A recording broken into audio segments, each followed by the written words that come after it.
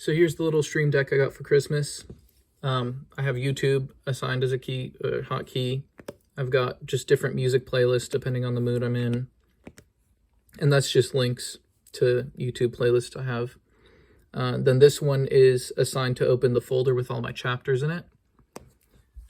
So I did separate documents for each of my chapters because I found it was easier to format, and I hate using page breaks because it messes with everything. But yeah, the first issue that I aimed to solve with it was this irritating issue of the markup opening every single time. Okay, I have a couple things still in here.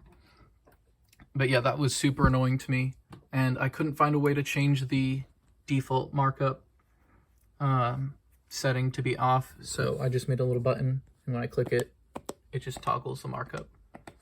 Super fast, super easy. And the way I did that was I went into Tools, Customize Keyboard. It's probably going to be something super similar in Windows. And at first I was looking for things in here, but that was a pain. So you just actually want to just scroll down all the way to the bottom, hit all commands, and search for what you want it to do. It's like markup, for example. And I assign that to Command Control Shift M. You can make them as complex as you want, just to ensure that you never repeat it.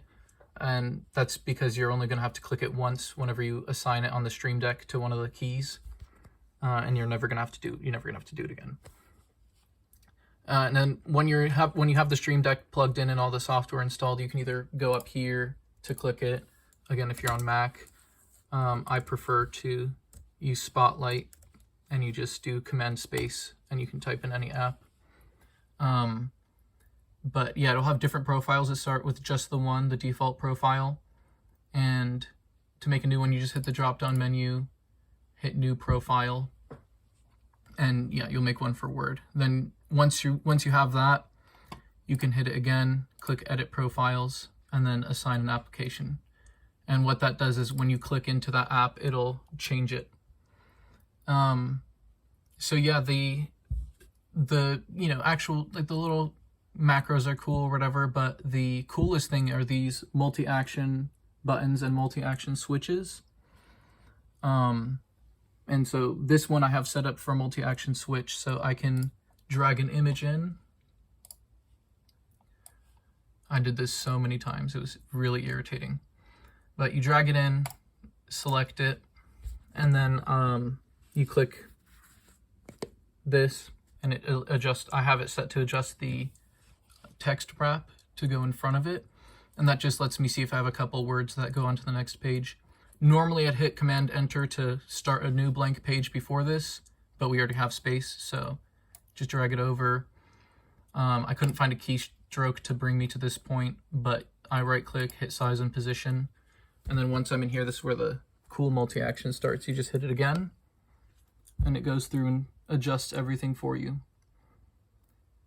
because obviously it's way too small to be a full page image.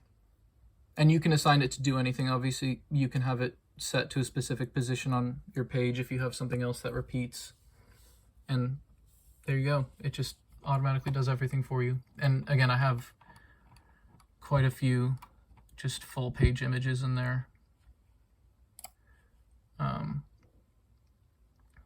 Don't save. So back to Stream Deck.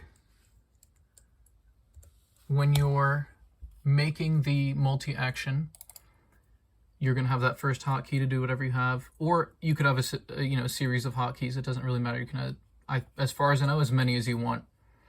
And that's for the first press. And then a multi-action that's not a switch will only have one area for a single press, and it'll repeat the same thing every time. So first press on this changes the text wrap. Second press will go through the menu, and it'll tab through, use tab and space to navigate all the different buttons. And once it gets to the point that I need it to, it'll just, I use a text command, and it just types in the text and then hits tab again.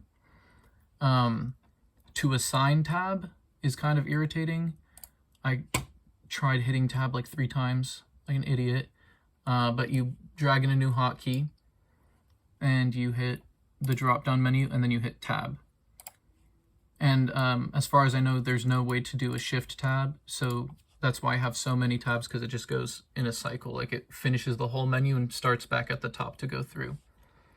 And the way that I figured out how many I need is super simple. I literally just went in and opened the chapter that I wanted. Let's open this one. I opened the chapter that I wanted, got to the menu that I wanted, and then I literally just click tab and just count how many times. It's like, that's 2 tabs, and then I type in the size that I want. So it would be 9.3, I think is what it was on the other one. And that's pretty much it. One more thing to keep in mind is, as you can see, I'm on the desktop. Oh, it actually did. Okay. If you have this open at all, like it doesn't show up on your little bar down here. And so, or the dock, sorry. And so you can be editing the Word profile and it will not change no matter what you click. Like if you click into any app, it doesn't matter, it won't do anything. So you just have to be sure to completely quit the program. And then it should change depending on what you're in. If I open Word again, there you go. So that's it. Just going through to assign custom keystrokes and then opening those in the Stream Deck and assigning them to multi-actions or hotkeys. Sorry if that was kind of rambly.